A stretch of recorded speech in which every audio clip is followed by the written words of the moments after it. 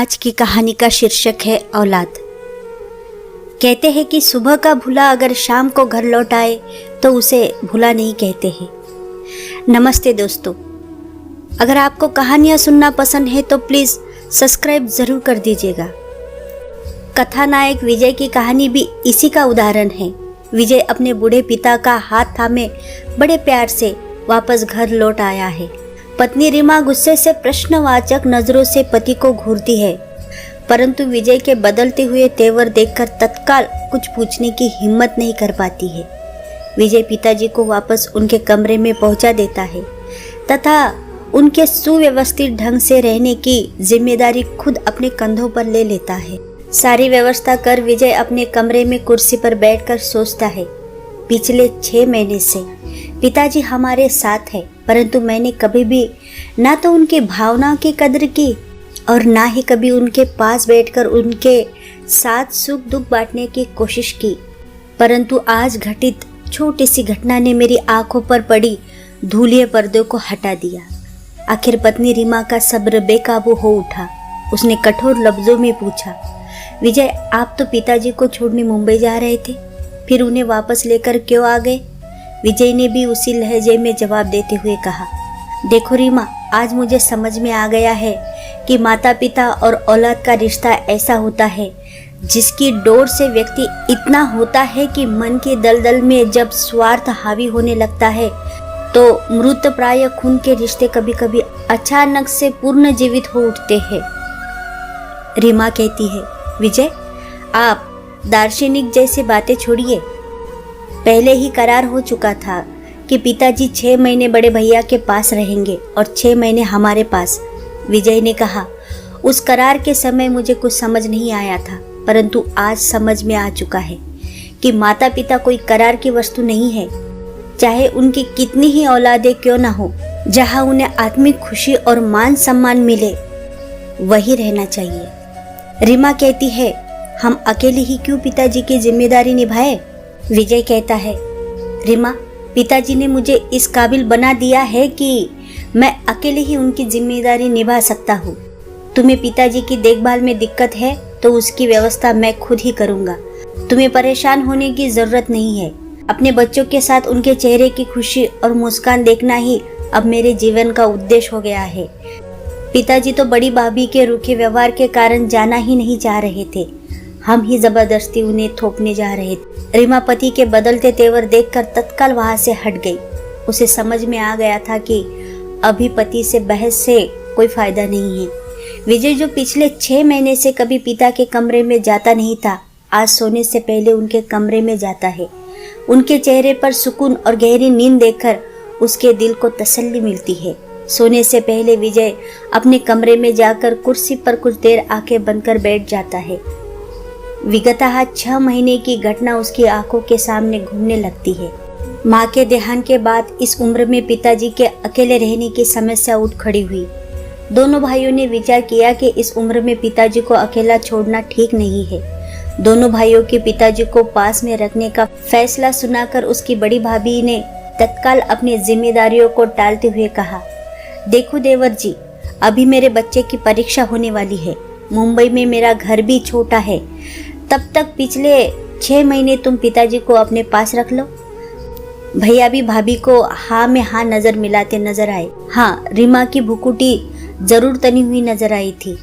अपने बंटवारे की बात सुनकर पिताजी ने ऊपर से कुछ नहीं कहा, परंतु उनकी अंतरात्मा जरूर लहूलुहान हो उठी होंगी, जिसकी किसी ने परवाह ही नहीं की।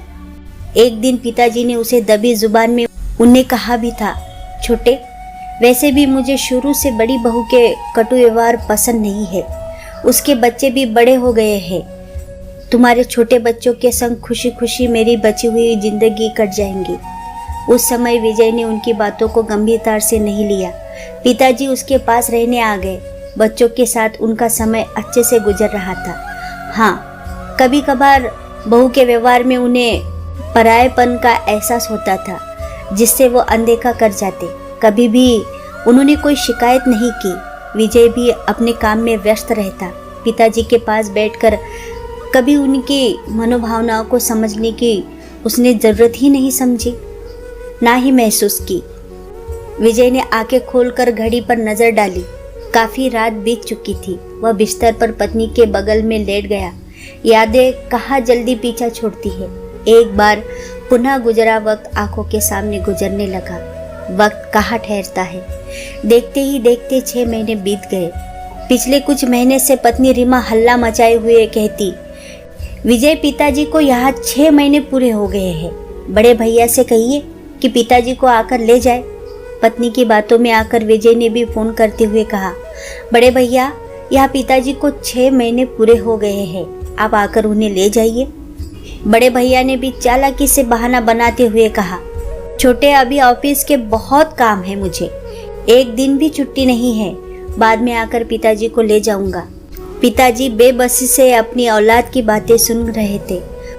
उनके लिए बचे हुए जीवन का कांटा उलझा सा गया था। घड़ी बंद नहीं थी, परंतु उनका वक्त ठहर सा गया था। उनकी मनोदशा की किसे परवाह थी। पत्नी रीमा 6 महीने पूरे होने के लिए मन ही मन एक दिन उंगलियों पर गिन रही थी। अब उसका 1 महीने का इंतजार बढ़ गया था।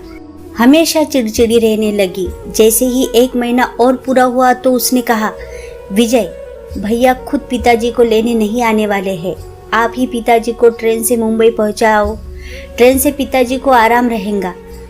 उस समय तो उसने ध्यान नहीं दिया था कि दिल्ली से ट्रेन से मुंबई का सफर पिताजी के लिए आराम की अपेक्षाकृत कष्टप्रद ही अधिक होगा। हाँ, कम पैसे लगने की बात सोचकर वह भी राजी हो गया था।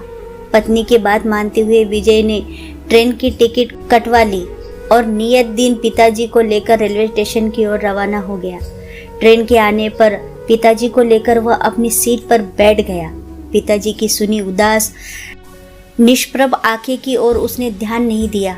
वह तो बस पिताजी को भैया के पास पहुंचाकर अपनी जिम्मेदारियों से मुक्त पाना चाह रहा था। वह अपने बैग से साथ लाए मैगजीन को पढ़ने लगा। उसी समय सामने सीट पर एक व्यक्ति अपने बूढ़े पिता को लेकर बैठ गया। ट्रेन खुलने में अभी काफी वक्त था, परंतु वह यात्री बार बार अपने पिताजी से उनकी तबीयत के बारे में पूछ रहा था। बीच बीच में अपने लेटे हुए पिताजी के पैर भी दबा रहा था तथा बड़े मान मुहार से उन्हें दवा भी खिला रहा था। मैगजीन की आड़ से विजय सब कुछ देख रहा था। उसे आवाज कुछ जानी पहचानी सी लगी। उसने मैगजीन को बगल में रख दिया। उसके चेहरे को देखते ही सामने वाले यात्री ने आश्चर्य से कहा, अरे सर, आप कहाँ जा रहे हैं? विजय ने उस आदमी को पहचानते हुए कहा, तुम विनायक? काफी दिन के बाद तुमसे भेंट हुई है। पिताजी को बड़े भैया के पास छोड़ने मुंबई जा रहा हूँ। तुम कहाँ से आ रहे हो? तुम्हारे पिताजी बीमार है क्या? तो विनय कहता है, सर पिताजी बीमार नहीं है, माँ के गुजर जाने से दुखी है।